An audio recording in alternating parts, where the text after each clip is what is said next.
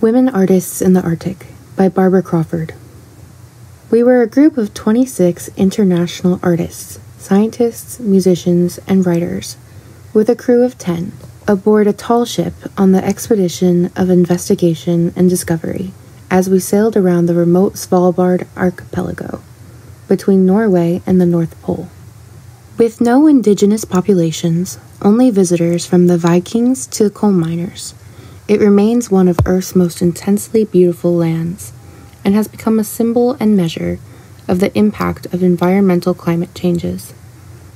The expedition, organized by the Arctic Circle, one of only 2 sailing each year, included daily expeditions related to the research needs of the participants. While inside the ship was filled with an electric human energy, outside was surreal silence. What could be perceived as a land of endless ice and isolation became a deeply spiritual experience of the profound relationship between humankind and nature.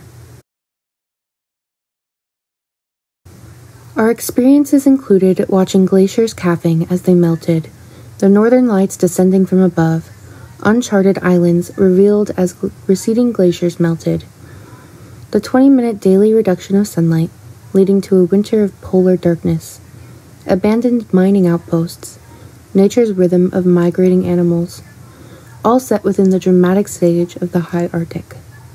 While I expected a certain awe and wonder about the Arctic, I did not anticipate the large number of women participants and crew members, including the 4 armed guides. I realized that these women seemed to see and understand this environment in a different spirit, perhaps more nurturing and communal from what has gone before.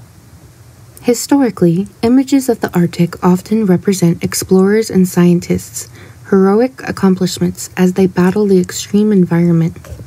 Today there is a shift in the way artists are telling the story. They are now advocates, a voice, a messenger for the land. The works selected here by female artists all have a similar theme of being that voice. Stephanie Imbeau's house-shaped garments are richly embellished with decorations that evoke ceremonial rituals, yet symbolize the intense privacy of simple domestic habitation. The Berlin-based artist's temporal artworks are her testament to the solitary beauty of the individual, housed in the spirit of self as they journey through the Arctic.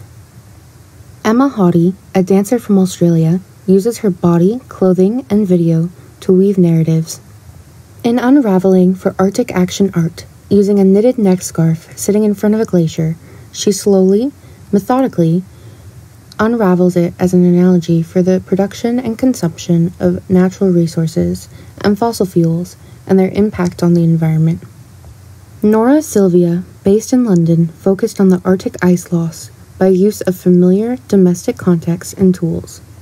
Using a common ice tray mold from her home kitchen, Sylvia froze cubes each night. Then, in daily performances, returned them to the sea. What could appear as a futile effort is a symbol that even the smallest domestic actions can help the environment. Claire Dibble, British Columbia artist, using her camera as a tool for memory of the Arctic light and land, focuses on the aspect of memory of that experience. Investigating a person's relationship to the spaces they occupy, she records images that resonate with our sense of self in context of where we are. Australian artist Julie Stephenson's encounters with Arctic landscapes lead her to record her observations, scientific in nature and pedagogical in spirit, as tools for self-reflection. For her, she experiences not only the power of nature, but also the nature of herself.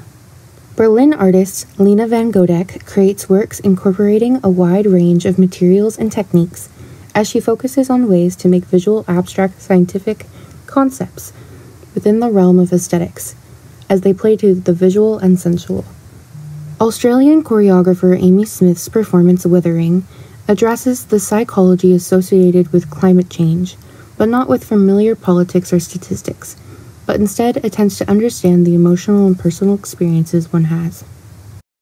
Danielle Eubank's 20-year-old work as an expedition artist, visiting and painting the waters of every ocean on Earth, culminates with an expedition to Antarctica. Eubank's paintings reduce the colors and patterns of the waters into abstractions that evoke scientific patterns. My own work also searches for ways to connect the scientific world and art, and paralleling that, the abstract and the realistic. The installation Anticipating Memory included both realistic and the abstract. The theme focused on the delicate order found in nature that was also part of the installation, and the viewers had the responsibility to maintain both. While the materials, styles, and nature of these works varies, the theme that unites them is that of using the arts to put forth the issues of climate change in the Arctic.